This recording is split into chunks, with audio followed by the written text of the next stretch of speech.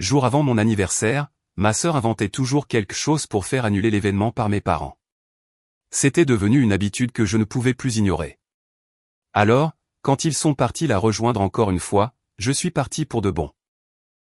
Je rentrais par la porte d'entrée après un service de 8 heures au magasin de bricolage, tenant un gâteau au chocolat que je m'étais acheté à la boulangerie du supermarché. Il m'avait coûté 6 $. Il y avait « Joyeux anniversaire » écrit en glaçage bleu qui était déjà en train de couler à cause de la chaleur. Ce n'était pas grand-chose, mais c'était à moi. Mes parents, Patricia et Denis, étaient assis dans le salon avec ma sœur Alay, comme pour une sorte de réunion d'intervention. La seconde où je suis entré, ma mère a levé les yeux avec cette expression, pas tout à fait de la pitié, plutôt une déception habituelle, et a annoncé la nouvelle. Blake, nous avons décidé qu'il n'y aurait pas de fête d'anniversaire cette année. Alay se sent dépassée ces derniers temps et a besoin de toute l'attention de la famille en ce moment. Tu comprends? Pas une question, une affirmation. Comme si mes sentiments sur la question étaient un bruit de fond insignifiant. Alay était assise sur le canapé en cuir usé, l'air approprié et affligé, de fausses larmes se formant déjà dans ses yeux. C'est là que quelque chose a fait tilt dans mon cerveau. Ce n'était pas juste une autre fois où j'étais invisible dans ma propre famille. C'était la goutte d'eau qui faisait déborder le vase d'une vie d'effacement. J'ai posé le gâteau sur la table basse sans un mot, je suis allé directement dans ma chambre et j'ai commencé à emballer tout ce que je possédais. Le poids suffocant de ce moment a pris tout son sens quand j'ai pensé aux 20 années précédentes de ma vie. Permettez-moi de revenir en arrière et d'expliquer la dynamique familiale qui a créé ce désastre. Alay a 2 ans de moins que moi. Quand elle avait 8 ans, elle a gagné un concours de beauté junior. L'une de ces petites compétitions régionales que des parents désespérés se persuadent qu'elle compte. Je me souviens clairement de ce jour parce que c'était la dernière fois que mes parents me regardaient avec une fierté authentique. Juste avant qu'ils ne remettent à Alay ce trophée en plastique bon marché, tout a changé. À partir de ce moment-là, chaque événement familial, chaque dollar économisé, chaque once d'attention parentale a été redirigé vers les interminables concours de Alay, ses cours de danse, ses leçons de chant et ses coachs de théâtre. La maison s'est transformée en un sanctuaire pour ses talents médiocres. Mes bulletins de notes avec DA recevaient de brefs hochements de tête, tandis que les rubans de participation de Alay étaient encadrés et montés sur chaque mur disponible. Quand j'ai été accepté au salon scientifique de l'État avec un projet que j'avais passé des mois à développer, ma réussite a disparu sous l'excitation du prochain concours de Alay. J'ai appris à célébrer mes victoires seul dans ma chambre tandis que le salon devenait la scène personnelle de Alay.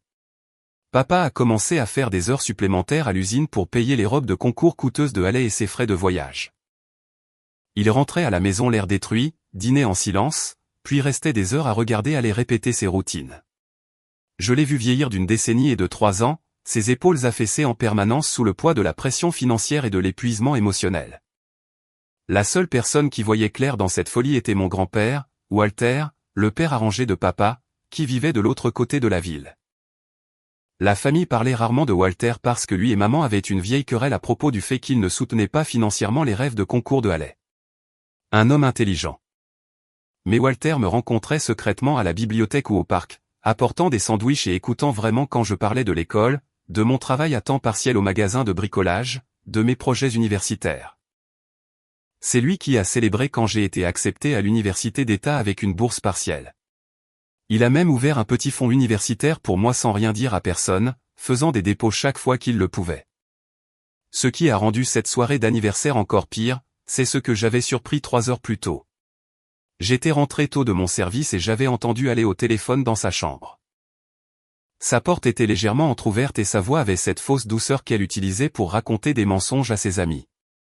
Oui, j'ai déjà dit à maman que j'avais besoin d'une attention supplémentaire en ce moment, a dit Alay en ricanant. Je veux dire, l'anniversaire de Blake, c'est demain, mais qui s'en soucie? Je leur ai dit que je me sentais vraiment déprimé et négligé. Maman a complètement gobé ça. Elle va lui dire ce soir que nous ne célébrerons pas parce que j'ai besoin du soutien de la famille. Je suis resté figé dans le couloir alors qu'elle continuait, le mieux, c'est que personne ne sait que j'ai raté mes examens universitaires il y a 3 semaines. Cette lettre de renvoi du registraire va arriver d'un jour à l'autre. Mais d'ici là, je les aurai convaincus que j'ai abandonné parce que j'étais trop stressé par la famille qui se concentrait sur Blake au lieu de moi.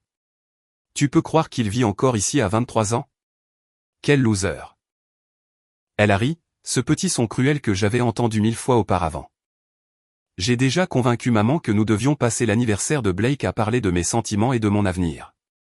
Quand cette lettre arrivera, ils seront tellement inquiets pour ma santé mentale qu'ils ne se soucieront même pas des 40 000 $ qu'ils ont gaspillés pour mes frais de scolarité. 40 000 $.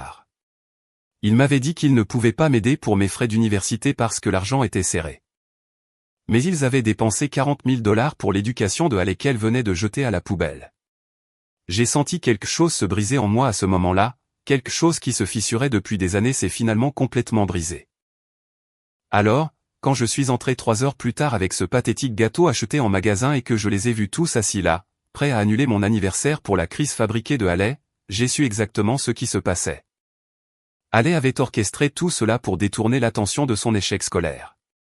Elle utilisait mon anniversaire comme une distraction, se transformant en victime avant que la vérité ne puisse éclater.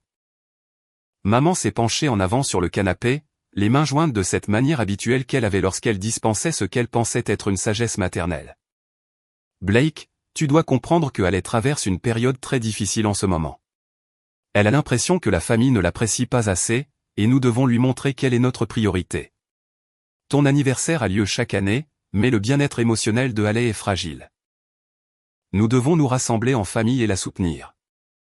Cela signifie pas de célébration, pas de gâteau, pas de cadeau. Nous allons passer la soirée à parler des sentiments de Haley et de la façon dont nous pouvons mieux soutenir ses rêves. J'ai regardé papa, espérant un signe de résistance, une étincelle de conscience que c'était mal. Mais Denny regardait simplement ses mains, vaincu comme toujours. Il avait cessé de se battre il y a des années, choisissant la survie plutôt que la confrontation. Haley a finalement parlé, sa voix, tremblante d'une fausse émotion. Je suis désolé, Blake. Je sais que c'est difficile pour toi, mais je me sens tellement invisible parfois, comme si personne ne voyait à quel point je me débattais. J'ai besoin de savoir que cette famille tient à moi, que je ne suis pas juste oublié. Oublié. Elle a réellement prononcé ce mot.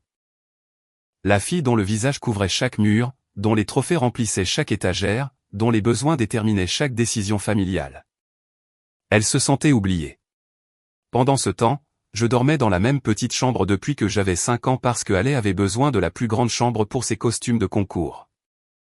Je portais les mêmes 3 paires de jeans depuis 2 ans parce que Haley avait besoin de nouvelles tenues pour les photos Instagram. J'avais été tellement oublié que la plupart des membres de ma famille élargie ne pouvaient même pas se souvenir de ce que j'étudiais à l'université. C'est là que j'ai pris ma décision. Pas d'annonce, pas de confrontation dramatique, pas de supplication pour être reconnu. J'ai simplement posé ce petit gâteau triste sur la table basse, les ai regardés chacun une dernière fois, et suis allé dans ma chambre. Ils ont probablement pensé que j'allais bouder comme je l'avais fait tant de fois auparavant.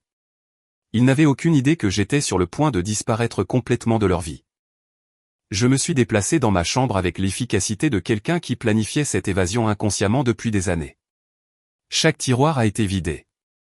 Chaque document important rassemblé. Chaque vêtement auquel je tenais vraiment plié dans 2 grands sacs de voyage et un sac à dos. La pièce semblait étrange alors que j'emballais, comme si elle révélait enfin ce qu'elle avait toujours été, un arrêt temporaire plutôt qu'un foyer.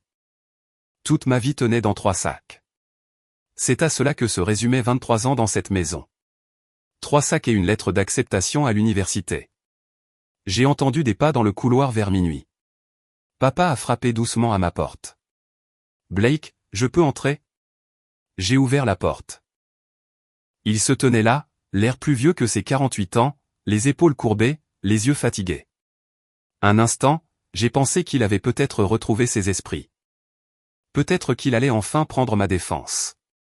Au lieu de cela, il a sorti son portefeuille et m'a tendu 5 billets de 100 $ froissés. C'est tout ce que j'ai en ce moment, a-t-il dit doucement. Je sais que les choses ne sont pas justes. Je sais que nous t'avons déçu, mais je ne sais plus comment réparer ça. Ta mère, Haley, je n'ai plus la force de me battre. J'ai pris l'argent, non pas parce que je pensais que ça arrangerait les choses, mais parce que je savais que j'en aurais besoin. 500 $, c'était plus qu'il ne m'avait jamais donné pour quoi que ce soit. Le fait que cela s'accompagne d'excuses pour toute mon enfance rendait la chose encore pire. Merci, ai-je dit d'une voix neutre. Où vas-tu? Est-ce que ça a de l'importance? Il a eu l'air que je l'avais giflé, mais il n'a pas argumenté, a juste hoché la tête et est parti. Les épaules encore plus affaissées qu'avant. Je suis parti à 2 heures du matin. Pendant que tout le monde dormait. J'ai jeté mes sacs dans ma Honda Civic délabrée qui avait 187 000 km au compteur, et j'ai conduit jusqu'au seul endroit où je savais que je serais le bienvenu. La petite maison de grand-père Walter de l'autre côté de la ville. Walter a ouvert la porte en peignoir, a jeté un coup d'œil à mes sacs et à mon visage, et s'est juste écarté pour me laisser entrer sans poser de questions. C'est ça, Walter. Il n'avait pas besoin d'explication. Il comprenait instantanément. L'anniversaire s'est bien passé, j'imagine, a-t-il dit sèchement, se dirigeant vers la cuisine pour faire du chocolat chaud. Je lui ai tout raconté. La conversation que j'avais surprise, la célébration annulée, les $500 de papa. Walter a écouté sans m'interrompre, ses mains burinées serrant sa tasse, la mâchoire serrée comme s'il se retenait physiquement de dire ce qu'il pensait vraiment. Quand j'ai eu fini, il est resté silencieux un long moment. Tu peux rester ici aussi longtemps que tu en as besoin, a-t-il finalement dit. La chambre d'amis est à toi. Pas de loyer, pas de conditions. Promets-moi juste que tu finiras tes études et que tu feras quelque chose de ta vie. La meilleure des vengeances, c'est de bien vivre. J'ai promis. Cette chambre d'amis est devenue ma rampe de lancement. J'ai travaillé à temps plein au magasin de bricolage, suivi des cours, et passé chaque moment libre à apprendre l'investissement immobilier. Walter, il s'est avéré, s'était adonné à la rénovation de propriétés des décennies auparavant. Il m'a appris tout ce qu'il savait sur la recherche de propriétés sous-évaluées, la réalisation de rénovations économiques et l'optimisation des revenus locatifs. Le fonds universitaire qu'il m'avait secrètement constitué s'est avéré s'élever à $8 000, suffisamment pour couvrir un an de frais de scolarité si je restais local et continuais à travailler. J'ai obtenu mon diplôme en 3 ans au lieu de 4 en prenant des cours d'été et en maximisant mes crédits chaque semestre. Pendant ce temps, ma famille s'est effondrée sans que je sois là pour servir de bouc émissaire. La lettre de renvoi de l'université de Halle est arrivée 2 semaines après mon départ. Maman m'a appelé 17 fois ce jour-là. Je n'ai pas répondu. Elle a laissé des messages vocaux qui sont passés de la colère au désespoir en passant par la culpabilisation. Blake, ta sœur a besoin de toi en ce moment. C'est une crise familiale. Comment peux-tu nous abandonner comme ça? Nous devons présenter un front uni. Rappelle-moi immédiatement. J'ai supprimé chaque message sans les écouter entièrement. Par l'intermédiaire de Walter, qui a maintenu un contact sporadique avec papa, j'ai appris ce qui se passait. La facture des $40 000 de frais de scolarité était due. La défense de la crise de santé mentale de Halle n'a pas tenu lorsque le registraire a expliqué qu'elle avait échoué à toutes ses classes par pur manque d'assiduité. Maman était furieuse. Papa était résigné. Allait jouer la victime plus que jamais. D'une certaine manière, elle faisait de son échec scolaire une affaire de famille qui ne soutenait pas assez ses besoins émotionnels, sans moi comme tampon, le responsable qui faisait paraître le dysfonctionnement de tous les autres moins graves par comparaison. Il devait réellement se regarder. Apparemment, il n'aimait pas ce qu'il voyait. J'ai obtenu mon diplôme universitaire à 24 ans avec un diplôme en administration des affaires et 0 membre de ma famille présent. Walter est venu, apportant un petit gâteau et une carte avec un chèque de $1000. Du capital d'investissement, comme il l'appelait. Va faire ta première affaire. Cet été-là, j'ai trouvé une propriété saisie via une liste de vente aux enchères bancaires. Une maison à 3 chambres dans un quartier correct qui était resté vide pendant 8 mois. L'herbe était à hauteur de taille. La peinture s'écaillait. Et l'intérieur avait l'air d'avoir été abandonné en pleine rénovation par quelqu'un qui avait manqué d'argent et d'espoir. Parfait. La banque la listait à $52 000, mais je pouvais dire qu'ils étaient désespérés. Les propriétés dans cet état effrayaient la plupart des acheteurs qui voulaient des maisons prêtes à emménager. J'ai passé une semaine à rechercher des ventes comparables, à calculer les coûts de réparation et à établir un budget de rénovation détaillé. J'ai offert $47 000, m'attendant à ce qu'ils fassent une contre-offre. Ils ont accepté $45 000 en moins de 24 heures. J'ai utilisé les $1000 d'investissement de Walter, plus chaque sou que j'avais économisé en 3 ans de travail au magasin de bricolage comme à compte. J'ai obtenu un petit prêt commercial pour le reste avec la propriété elle-même comme garantie. L'agent de banque avait l'air sceptique quand je suis entré avec mes plans de rénovation et mes feuilles de calcul budgétaire, mais les chiffres étaient solides. Il l'a approuvé. Les 6 mois suivants furent brutaux. Je travaillais mon emploi habituel le jour, puis je me rendais à la propriété et travaillais jusqu'à minuit ou plus tard. J'ai arraché la moquette dégoûtante. J'ai trouvé un magnifique parquet en chêne en dessous qui n'avait besoin que d'être poncé. J'ai réparé et peint chaque surface. J'ai remplacé les luminaires obsolètes par des alternatives modernes du magasin de bricolage où j'avais ma réduction d'employés. J'ai aménagé le jardin moi-même, passant les week-ends à arracher les mauvaises herbes et à planter des arbustes. J'ai appris la plomberie en regardant des vidéos YouTube et en demandant des faveurs à des entrepreneurs que j'avais rencontrés grâce au magasin de bricolage. J'ai compris les bases de l'électricité de la même manière. J'ai fait des erreurs, beaucoup, mais j'ai appris de chacune d'elles. Le premier robinet que j'ai installé a fui pendant 3 jours avant que je ne réalise que j'avais oublié une rondelle. Le premier interrupteur que j'ai câblé était à l'envers. Mais à la fin, je pouvais gérer la plupart des réparations domestiques de base avec compétence. J'ai également appris sur les permis, les inspections et le million de petits détails qui séparent les propriétaires amateurs des gestionnaires immobiliers professionnels. J'ai découvert que la ville exigeait des permis spécifiques pour certains travaux électriques. J'ai appris que les propriétés locatives nécessitaient des dispositifs de sécurité spécifiques comme des détecteurs de fumée câblés. Chaque réglementation me semblait un obstacle conçu pour arrêter des gens comme moi. Mais j'ai traité chacune d'elles comme une leçon sur la façon de faire les choses correctement. Quand j'ai eu fini, l'endroit avait été complètement transformé. Peinture fraîche, luminaire mis à jour, sol remis à neuf, jardin paysager, je l'ai fait évaluer professionnellement, et il est revenu à 89 000 $. J'avais essentiellement créé 44 000 $ en capitaux propres grâce à 6 mois de sueur et environ 15 000 $ en matériaux et permis. Je l'ai mis en location à 1200 $ par mois. J'ai reçu 14 candidatures la première semaine.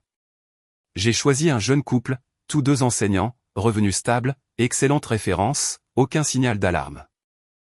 Le loyer couvrait mon paiement hypothécaire, les taxes foncières, l'assurance et le fonds d'entretien avec environ 200 $ restant chaque mois. Ce surplus allait directement dans l'épargne pour la prochaine propriété. Mais plus important encore, j'avais prouvé que je pouvais le faire. Cette première propriété ne concernait pas seulement l'argent. Il s'agissait de démontrer que je pouvais prendre quelque chose de cassé et le rendre précieux. Que je pouvais construire quelque chose de réel avec mes propres mains et mon intelligence. La deuxième propriété est arrivée 8 mois plus tard. Une autre saisie. Cette fois, un duplex. Même processus. Rechercher, calculer, rénover, louer. Cette fois, le travail a été plus rapide parce que je savais ce que je faisais.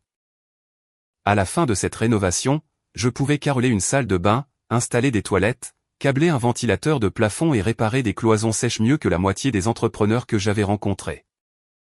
La troisième propriété était une petite maison individuelle qui nécessitait des travaux importants. L'ancien propriétaire avait commencé à démolir la cuisine, puis avait apparemment abandonné. J'ai passé 3 mois à terminer ce qu'ils avaient commencé, apprenant l'installation d'armoires et le travail de comptoir en cours de route. Chaque propriété m'a appris quelque chose de nouveau. Chaque rénovation m'a rendu plus compétent. Chaque location réussit à prouver que je pouvais faire cela professionnellement. À 26 ans, je possédais 3 propriétés locatives. À 28 ans, j'en avais 7 à 30 ans, je dirigeais une petite société d'investissement immobilier avec 15 propriétés générant un revenu mensuel constant. J'avais construit quelque chose de réel à partir de rien en utilisant la même obstination que ma famille détestait chez moi.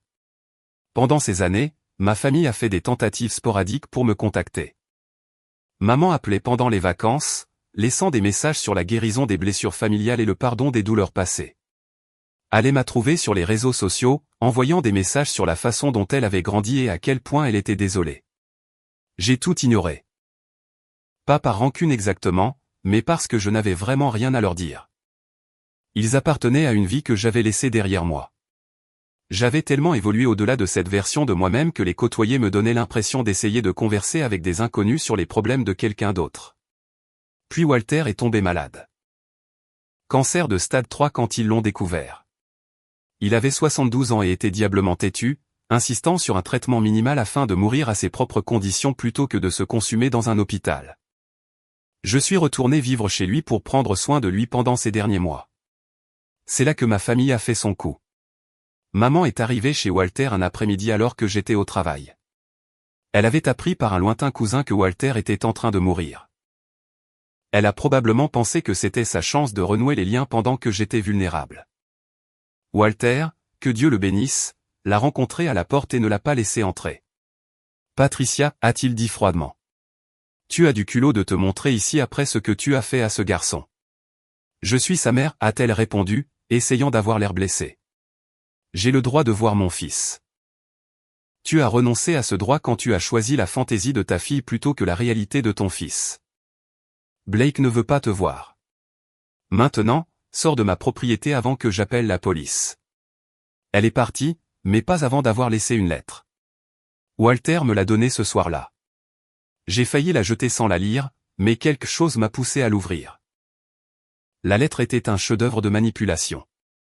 3 pages sur la façon dont elle avait toujours aimé ses 2 enfants également. Comment elle avait fait de son mieux dans des circonstances difficiles. Comment elle avait vraiment changé et travaillé maintenant dur pour devenir indépendante. Aucune excuse réelle, juste des explications et des justifications enveloppées d'un langage de victime. Le coup de grâce était le dernier paragraphe. Nous avons des difficultés financières en ce moment. Les heures supplémentaires de ton père ont été coupées et Alec a du mal à trouver un emploi stable. Nous aurions vraiment besoin de ton aide. Je sais que tu as bien réussi dans l'immobilier. Peut-être pourrais-tu nous donner des conseils ou nous aider avec un prêt. La famille s'entraide. Blake, c'est ce que nous faisons. C'était ça. La vraie raison de cet intérêt soudain pour la réconciliation. Ils avaient besoin d'argent. J'ai montré la lettre à Walter. Il l'a lue, puis me l'a rendit en secouant la tête avec dégoût. Ils n'ont pas changé du tout, dit-il. Toujours à utiliser les gens. Toujours à refuser de prendre leurs responsabilités. Toujours à attendre de toi que tu résolves leurs problèmes. Je sais. Qu'est-ce que tu vas faire? Rien, dis-je. Absolument rien. Walter sourit. C'est mon garçon. Il est décédé 3 semaines plus tard, paisiblement dans son sommeil. Il m'a tout laissé. La maison, ses économies, son vieux camion. Le testament comprenait une note, Blake, tu étais le petit-fils dont j'étais fier et le fils que mon garçon n'a jamais appris à être. Utilise cette fondation pour construire quelque chose de beau. Ne les laisse pas te tirer vers le bas. Les funérailles étaient petites. Moi, quelques vieux amis de Walter. Papa, maman et Alec ne sont pas venus. Ils n'étaient pas invités. Papa avait l'air terrible. Plus vieux que jamais, les yeux creux. Il m'a approché après le service. Je suis désolé, a-t-il dit à propos de tout. D'avoir été trop faible pour tenir tête à ta mère, d'avoir laissé aller nous manipuler tous, de ne pas avoir été le père que tu méritais. Je l'ai étudié un long moment. La colère que j'avais attendu de ressentir n'était pas là. Juste une sorte de pitié détachée pour cet homme qui avait gâché des années de sa vie à permettre le dysfonctionnement. Tu ne peux pas réparer le passé, Denny, lui ai-je dit. Mais tu peux arrêter de le répéter à l'avenir. Je divorce, dit-il soudainement. J'ai déposé les papiers la semaine dernière. J'aurais dû le faire il y a des années, mais je n'arrêtais pas de penser que les choses s'amélioreraient. Elles ne l'ont jamais fait. Bien, ai-je dit. Peut-être que maintenant tu pourras découvrir qui tu es réellement, au lieu de qui Patricia voulait que tu sois. Nous ne nous sommes pas serrés dans les bras ni réconciliés en pleurant, nous nous sommes juste hochés la tête comme des connaissances d'affaires et sommes allés chacun de notre côté. Mais quelque chose avait changé. Papa faisait enfin un choix au lieu d'accepter tout ce qui lui arrivait. Hérité de la maison de Walter m'a donné le capital dont j'avais besoin pour développer l'entreprise. J'ai vendu la propriété pour 180 000 $ et j'ai utilisé les recettes pour acheter un petit complexe d'appartements, 8 unités qui nécessitaient d'importants travaux mais avaient des bases solides. J'ai passé 1 an à les rénover, puis je les ai remplis de locataires de qualité au prix du marché. L'entreprise a grandi. À 32 ans, je gérais 43 propriétés dans 3 comtés. À 35 ans, j'avais étendu mes activités à l'immobilier commercial, de petits immeubles de bureaux, des zones commerciales, même un petit complexe d'entrepôt. Chaque acquisition était soigneusement étudiée, financée de manière conservatrice et gérée avec la même attention aux détails que j'avais apprise de cette première saisie. La clé était de traiter les locataires comme des personnes et non comme des sources de revenus. Je répondais aux demandes d'entretien dans les 24 heures. Je maintenais les propriétés en excellent état. Je facturais des prix équitables au marché au lieu de presser chaque dollar possible. J'ai bâti une réputation de propriétaire auprès duquel les gens voulaient réellement louer. La nouvelle s'est répandue. Mes taux d'inoccupation étaient constamment inférieurs à 5% alors que la moyenne du marché était de 12 à 15%. J'ai aussi commencé à encadrer d'autres jeunes investisseurs, des gens qui me rappelaient moi-même à 24 ans. Affamés, déterminés, mais sans les connaissances ou les contacts pour démarrer. Je les rencontrais pour un café, examinais leur plan d'affaires, parfois même je m'associais avec eux pour leur première transaction.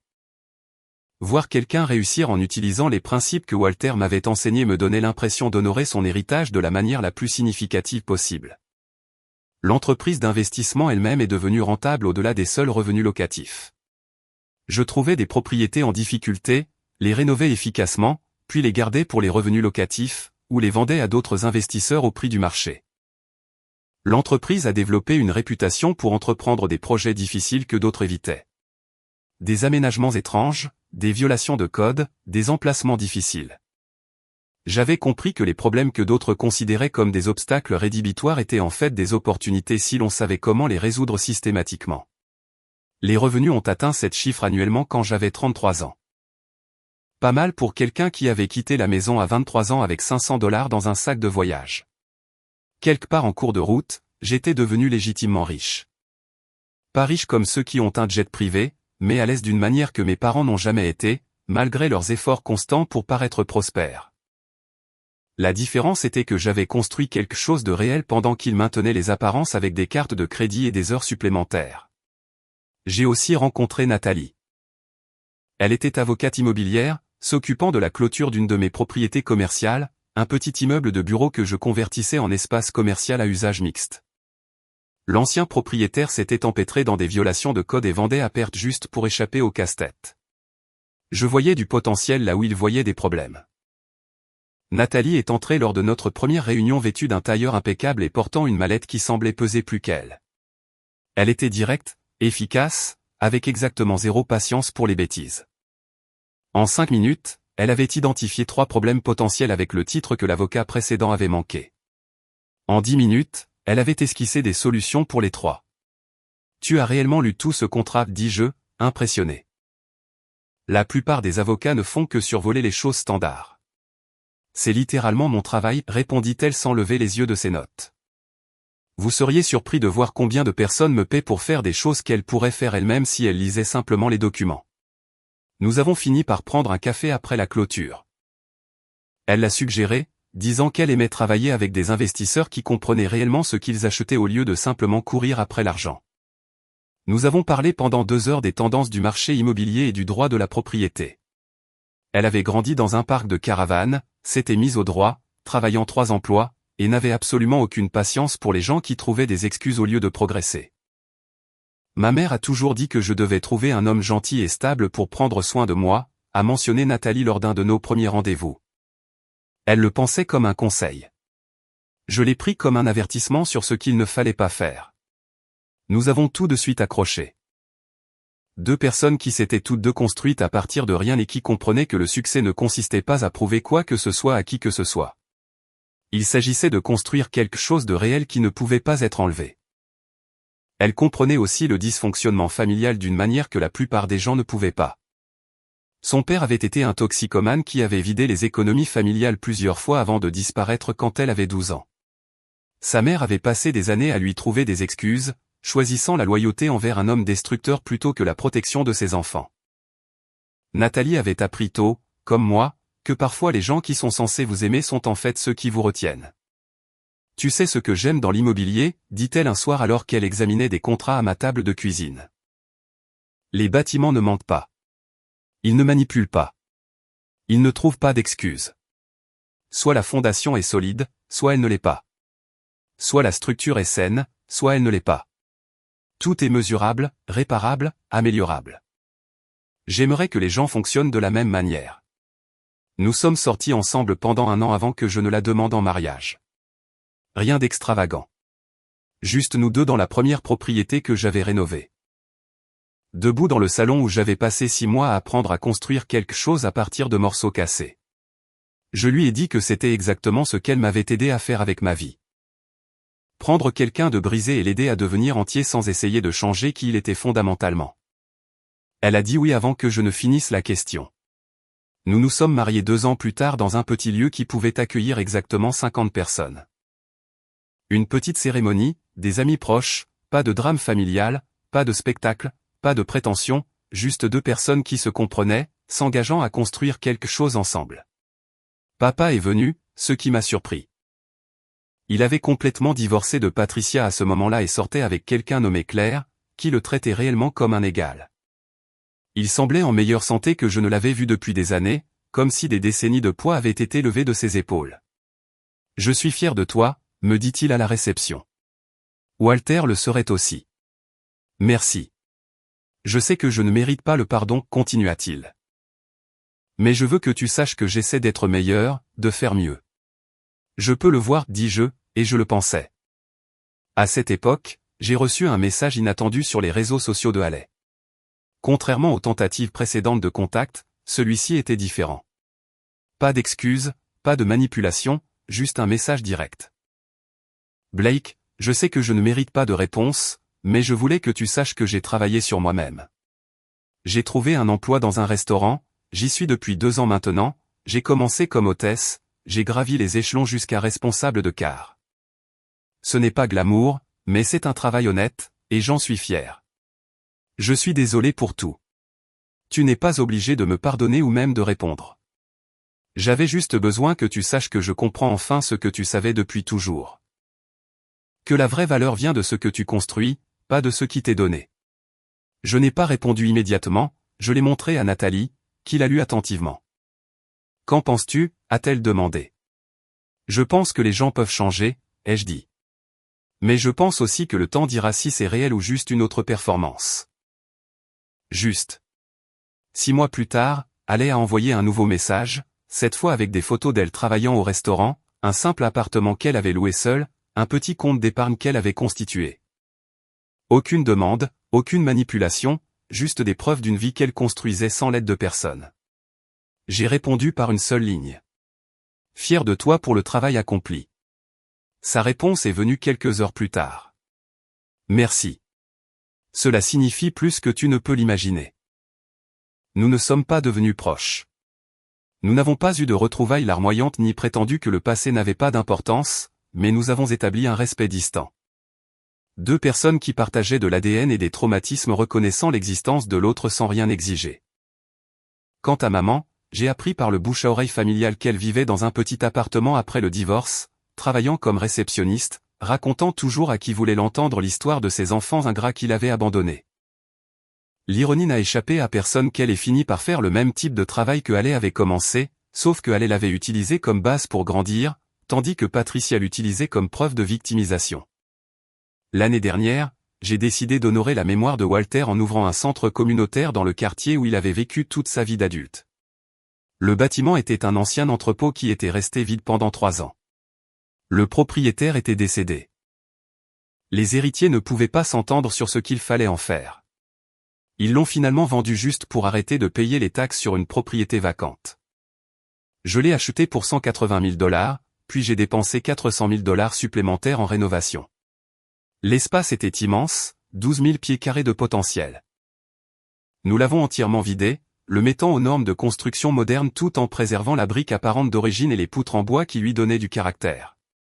Nous avons créé un laboratoire informatique avec 20 postes de travail équipés de logiciels actuels. Nous avons construit 4 salles de tutorat privées où les enfants pouvaient obtenir une aide individuelle pour leurs devoirs. Nous avons conçu une grande salle polyvalente qui pouvait accueillir tout, des ateliers de formation professionnelle aux réunions communautaires.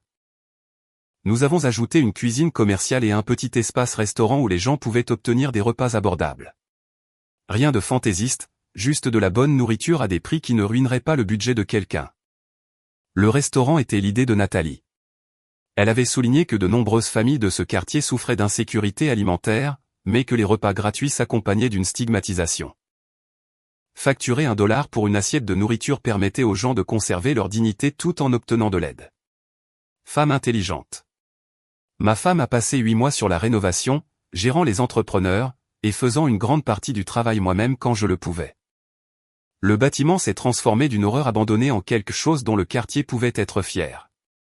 Je l'ai nommé la Fondation Walter. D'après l'homme qui m'a appris que le succès signifiait construire des échelles pour que d'autres puissent monter, pas les tirer derrière soi. Lors de la cérémonie d'inauguration, plus de 200 personnes se sont présentées, des familles locales, des propriétaires d'entreprises, des membres du conseil municipal qui avaient aidé à accélérer nos permis. Le laboratoire informatique était déjà complet pour le mois suivant. 3 enseignants locaux s'étaient portés volontaires pour animer des séances de tutorat gratuites. Le restaurant avait des candidatures de 5 personnes souhaitant y travailler, toutes du quartier. Papa est venu avec Claire. Allé est venu avec son petit ami et leur bébé, Owen. Elle l'avait nommé d'après le deuxième prénom de Walter. La famille de Nathalie remplissait la pièce. Des amis de longue date, des associés, des gens du quartier qui avaient assisté à la rénovation.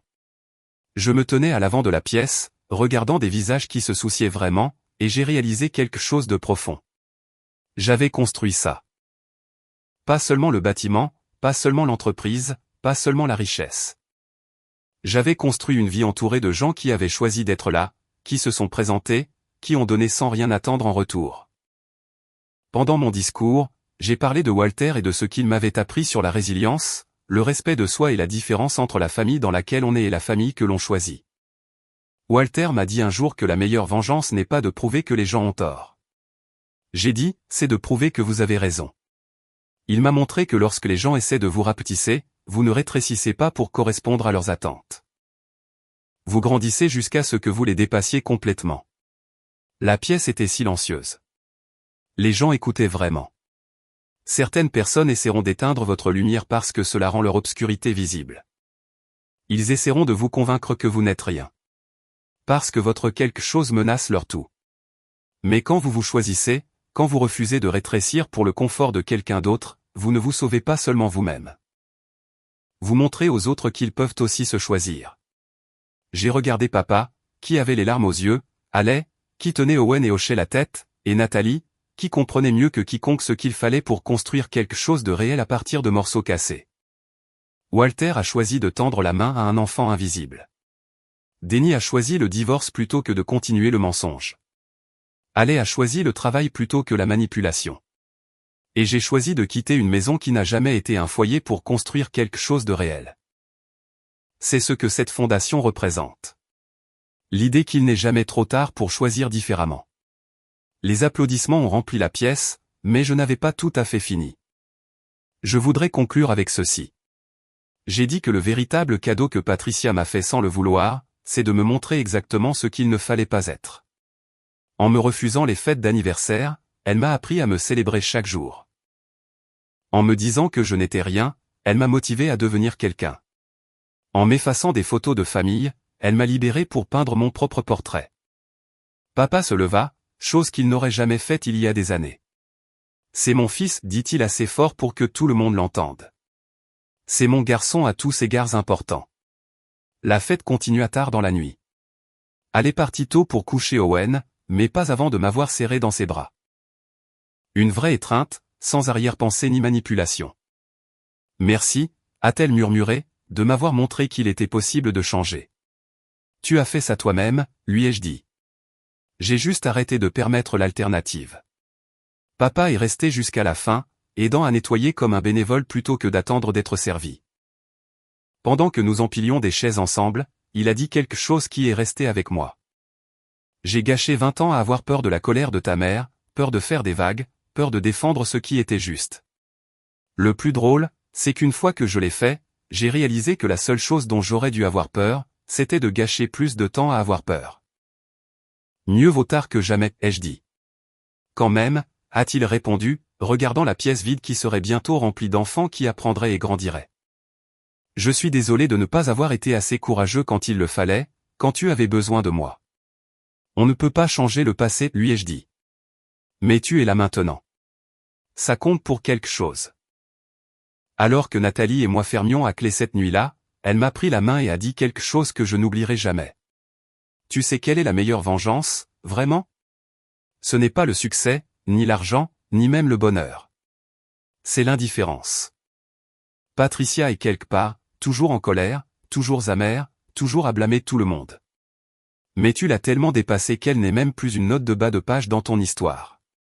Elle n'est qu'un catalyseur qui a déclenché une réaction qu'elle n'a pas pu contrôler. Elle avait raison. Je pensais rarement à Patricia maintenant. Quand je le faisais, c'était avec une sorte de curiosité détachée que l'on pourrait avoir pour les problèmes d'un inconnu.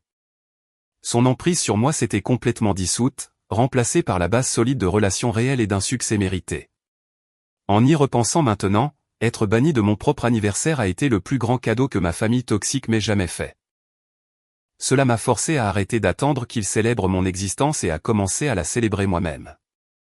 Cela m'a appris qu'on ne peut pas gagner l'amour de personnes qui voient votre succès comme leur échec. Et surtout, cela m'a montré que parfois, la meilleure façon d'honorer d'où l'on vient est de devenir tout ce qu'ils ont essayé de vous empêcher d'être. J'ai 37 ans maintenant. Nathalie et moi avons 2 enfants qui grandissent dans une maison où les anniversaires sont célébrés, les réalisations sont reconnues, et l'amour n'est pas conditionné par le fait d'être meilleur que quelqu'un d'autre. Allez amène Owen pour les dîners du dimanche où il joue avec ses cousins et apprend que les réunions de famille peuvent être une source de joie plutôt que de jugement. Papa est un grand-père actif, le genre qu'il n'a jamais pu être auparavant. Il s'excuse encore parfois pour les années perdues, mais je lui dis toujours la même chose. Nous ne pouvons pas changer le passé, mais nous pouvons choisir l'avenir.